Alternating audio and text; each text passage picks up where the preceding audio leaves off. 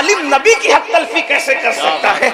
आलिम तो पड़ोसी को गाली नहीं दे सकता, अपनी बीवी को गाली नहीं दे। अरे आलिम तो चूटी, शैतान और खटमल को भी गाली नहीं दे सकता, क्योंकि रसूलुल्लाह ने फरमाया कि खटमल को भी गाली मत दो, पिस्सू को भी गाली मत दो, हत्ता कि फरमाया शैतान को भी गाली मत दो।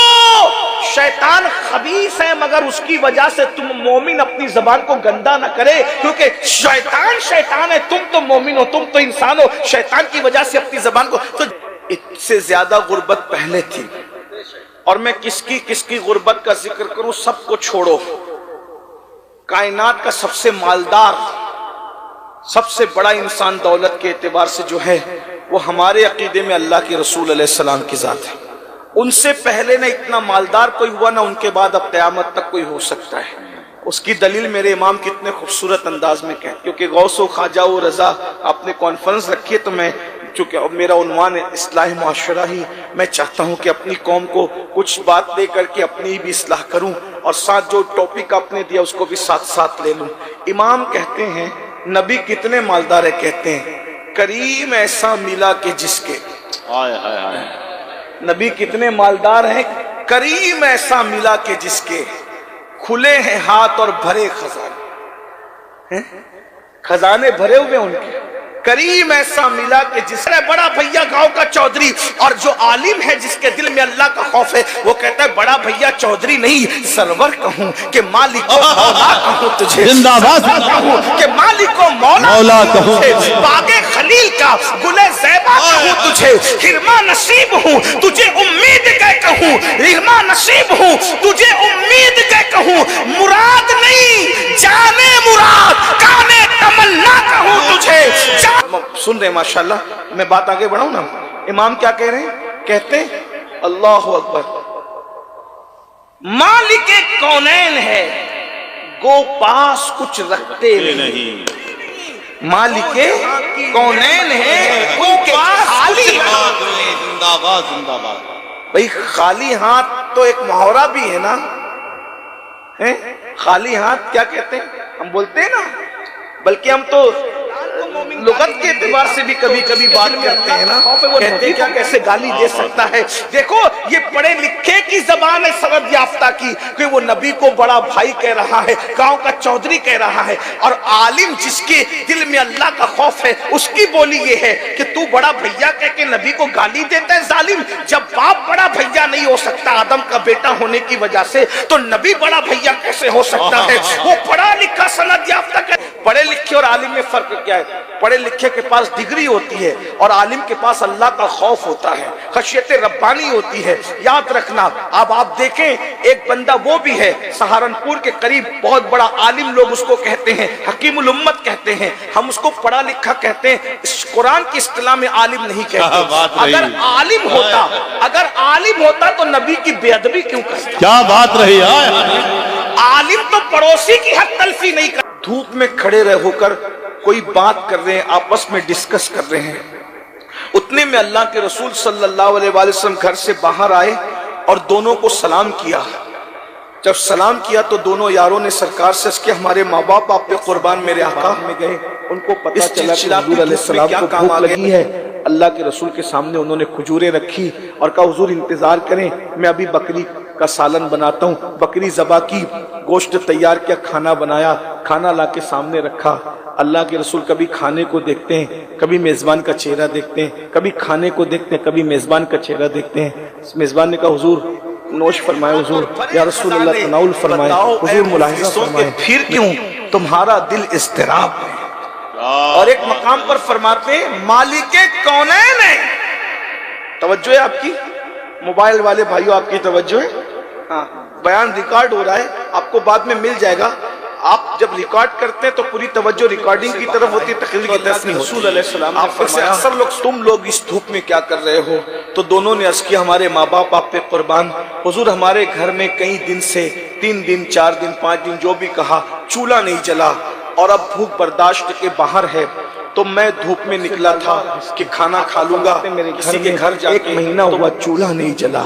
अब भूख जो है शिद्दत की है, तो मैंने चाहा किसी सहाबी को शर्फ बख्शूं ताकि उनके घर जाके खाना खाया जाए।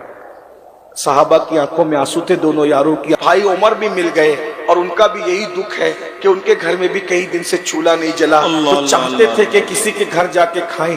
حضور ہمیں بھوک باہر لائی ہے, لیکن حضور آپ کس وجہ سے باہر آئے ہیں؟ تو میرے آقا علیہ السلام نے فرمایا جو بھوک تمہیں باہر لائی ہے وہی بھوک اللہ کے رسول کو بھی باہر لائی ہے. 1 مہینہ ہو گیا ہے میرے گھر میں چولہا نہیں جلا. یہ اللہ کے رسول کے گھر کا دنیا کا سب سے مالدار آنسو تھے. صحابہ نے پوچھا حضور کیوں رو رہے ہیں؟ تو میرے آقا فرماتے ہیں اتنا لذیذ کھانا میں نے کھایا ہے, توجہ, اتنا لذیذ کھانا میں نے کھایا ہے, مجھے قیامت کا منظر یاد آ گیا کہ اس کھانے کا حساب اگر قیامت کے دن اللہ مجھ سے لے گا تو میں اللہ کو کیا جواب دوں گا. حالانکہ حضور کا حساب نہیں ہونا ہے, لیکن یہ تعلیم امت کے لیے, ان کی شان بتانے کے لیے تو محشر ہوگا. ان کے بارے میں پوچھنے کی, ان کی وفا کے بارے میں پوچھنے کے لیے تو محشر ہوگا. میرے بھائیوں, مگر اللہ کے رسول 1 مہینے کے بعد گوشت کا سالن اور جو کی روٹی کھا رہے ہیں, تو فرماتے ہیں اس کے لیے گھر سے اٹھ کے مسجد تک بھی نہیں جا رہے ہیں, اتنے چند قدم کا سفر بھی نہیں طے کر رہے ہیں. حالانکہ روزی ملنا ہے, ضرور ملنا ہے. روزی تو کتے کو, سور کو, چٹی کو, پرندے کو, چرندے کو, درندے کو, کافر کو, مومن کو کی روشنی میں لکھے گئے تو بات الگ ہے. جیسے ہمارے امام سبحان اللہ شعر بھی لکھا تو کوئی نہ کوئی آیت کی ترجمانی کی, کسی حدیث کی تشریح بیان کی, لیکن وہ امام جب شعر لکھتے ہیں تو کیوں کیا کہتے کریم اپنے کرم کا صدقہ. 108 علوم مجھ سے پوچھے گا تو میں کیا جواب دوں گا؟ یہ سید العالمین تعلیم امت کے لیے. ہم تو ایک دن میں 4 بار پیٹ بھر کے کھاتے ہیں بھائی. آپ مجھے بتائیں ہم اللہ کو کیا جواب دیں؟ اور وہ بھی کھا کے پاپ کر رہے ہیں, کھا کے جرائم کر رہے ہیں, کھا کے گناہ کر رہے ہیں, اور اس کے بعد کیا سوچتے ہیں؟ ارے مولانا جو ہوگا دیکھا جائے گا. کیا کہتے ہیں؟ جو ہوگا. کھیلا جا رہا ہے, کرکٹ دیکھی جا رہی ہے, گندی فلمیں دیکھی جا رہی ہے. میرے بھائیوں, جن کو رسول اللہ نے جنت کی بشارتیں دی تھی ان لوگوں کا حال یہ تھا, وہ آخرت کو یاد کر کے روتے تھے. جنہوں نے آخرت کی تیاریاں کی تھی وہ آخرت کو یاد کر کے آنسو بہاتے تھے. آئیے میں آغاز کرتا ہوں افضل البشر بعد الانبیاء بالتحقیق سیدنا صدیق اکبر کی. اللہ اللہ, کون صدیق اکبر؟ اللہ اکبر. ربی کے مصلی کا پہلا امام رسول اللہ. دیکھا جائے گا. اور ہمارے شاعر لوگ بھی کہتے ہیں کہ جو ہوگا دیکھا جائے گا. بس میں آخری بات ایک حدیث پڑھ کے ختم کرنے لگا ہوں. آخری حدیث پڑھتا ہوں. کیا دیکھو گے وہاں جسے میدان محشر کہتے ہیں؟ کیا دیکھو گے؟ ایک حدیث دیکھیے. شاعری کی دنیا الگ ہے اور قرآن اور حدیث کی دنیا الگ. کیا بات ہے.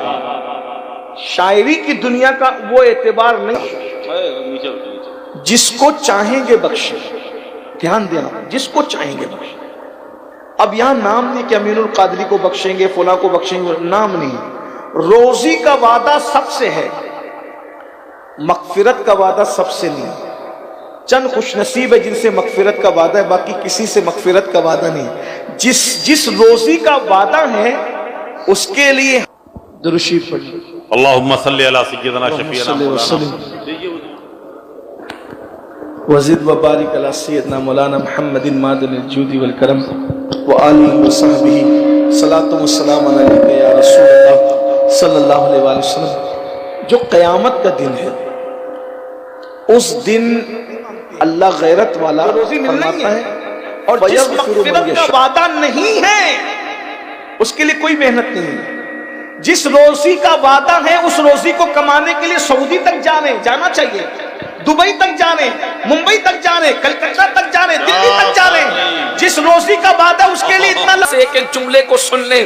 اللہ کرے آپ کے دل و دماغ میں میرے جملے اتر جائیں, میرے بھی نجات کا سامان ہو, آپ کی بھی نجات کا سامان ہو. میرے بھائیوں ذرا غور تو کریں, اتنا طویل سفر ہے, نہ جہاں دوست کام آنے والے ہیں, نہ جہاں ماں کام آنے والی ہے, نہ جہاں باپ کام آنے والا ہے, نہ جہاں بھائی کام آنے والا ہے, نہ جہاں خاندان اور قبیلہ کچھ کام نہیں آئے گا, نہ حسن کام آئے گا, نہ ڈگریاں کام آئے گی. تو پھر کس کو دے گا؟ روزی کا وعدہ سب سے ہے, مغفرت کا کا وعدہ سب سے نہیں ہے، اس لیے مغفرت کے لیے ہم محنت نہیں کر رہے ہیں۔ اللہ کے بندو ذرا سوچو، مولائے کائنات جن کے بیٹے جنتی جوانوں کے سردار ہیں، جن کی بیوی اور پہ کوئی تقریر کرتا ہے تو کچھ لوگ مذاق اڑاتے ہیں کہ یہ لوگ کیا قوم کو ڈراتے ہیں، کیا رسول اللہ شافع یوم النشور نہیں، کیا اللہ رحیم و کریم نہیں، قوم کو اتنا مت ڈراؤ، قوم کو مایوس مت کرو۔ میرے بھائی، فاروق اعظم پہلے اللہ سے اتنا ڈرتے ہیں کہ رونے کی وجہ سے چہرے پہ آنسوؤں کا نشان پڑا ہے،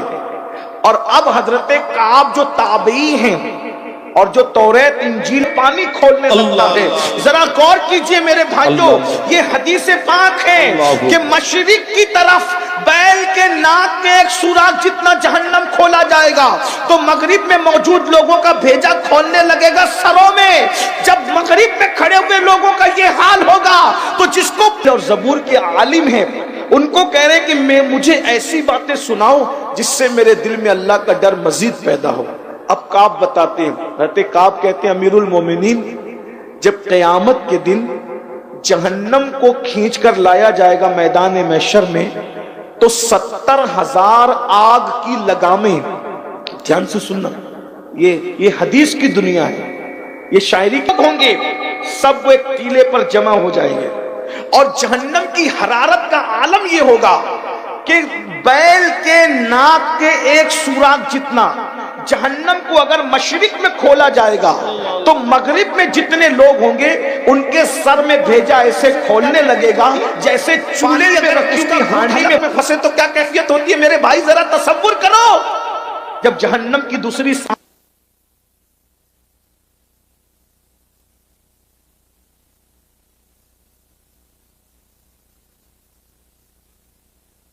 دنیا نہیں، یہ حدیث کی دنیا۔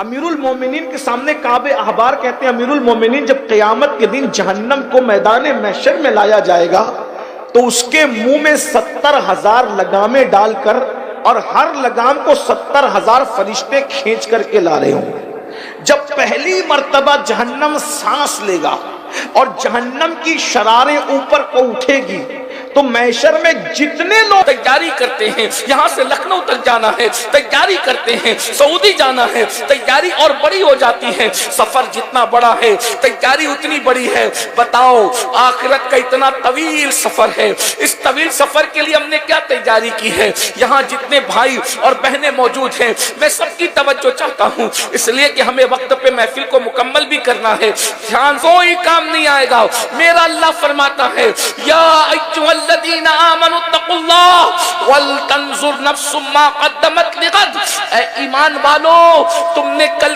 قیامت کے دن کے لیے کیا سرمایہ روانہ کیا ہے، کیا اعمال بھیجے ہیں، اس سلسلے میں فکر کرو، اس سلسلے میں غور کرو۔ بھائیو بتاؤ ہم نے کیا اعمال بھیجے ہیں، ہم نے کیا روانہ کیا ہے؟ ارشاد ہوتا ہے واتقوا اللہ، اللہ سے ڈرو، اور ارشاد ہوتا ہے ان اللہ خبیر بما تعملون، کہ بے شک اللہ تمہارے اعمال کی خبر رکھتا ہے۔ ہمارے پاس تو کوئی جنت کی سند نہیں ہے، کوئی جنت کی گارنٹی نہیں ہے، اس کے بعد بھی ہم آرام سے سو رہے ہیں، قہقہے لگا رہے ہیں، فلمیں دیکھی جا رہی ہیں، سیریل دیکھی جا رہی ہے، عورتوں پہ پاپ کی نظریں ڈالی جا رہی ہیں، جوا